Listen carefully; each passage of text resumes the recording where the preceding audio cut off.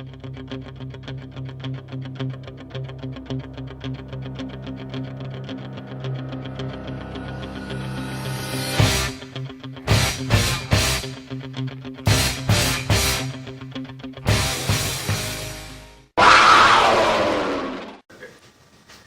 name is Cameron Shoaee, and today I'm going to describe to you the behavior of slender columns.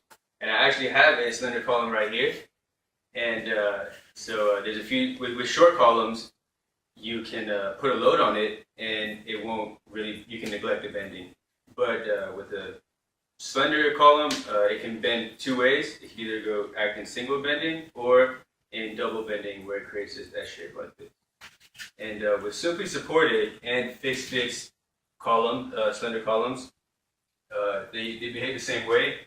The difference is that the slenderness factor allows us to treat them the same. And basically, the difference is the length that you would use for like a kind of like a pin joint would be that you would use the whole length of the column. But in a fixed situation, you would have to use only the length spanning between the two inflection points. And the same goes for the S shape, the double bending. As you can see at the inflection points, that's the distance that you would use when analyzing this piece. I'm Nelson, and I'm here to talk to you about columns with side sway. So with side sway, the top is not restrained anymore and can move when it deflects. In this case, we have a simple cantilevered column, and as you can see with this deflected shape right here, K turns this effective length into 2, because at this point and this point, you have perpendicular characteristics.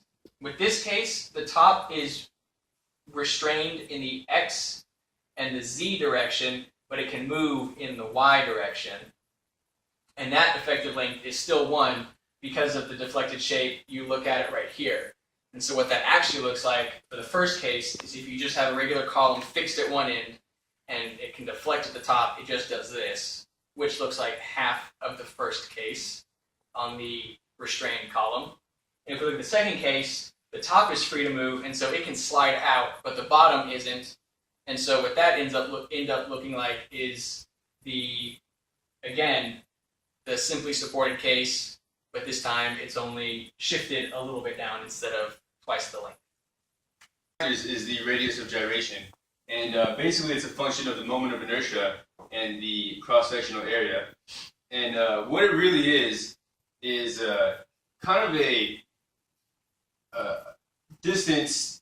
It's a function of the distance and the area away from the center line of the neutral axis. So as you can see, this circle has a smaller radius of gyration than this rectangle does. And the reason is because you're missing this area over here that's a certain distance away from the neutral axis, and which results in a smaller radius of gyration.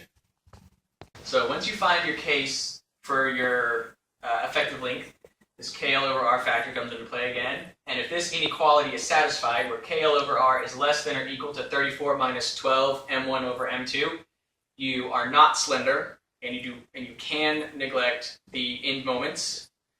If this inequality is not satisfied, if KL over R is larger, then you have to take into account the moments because you are now dealing with a slender column.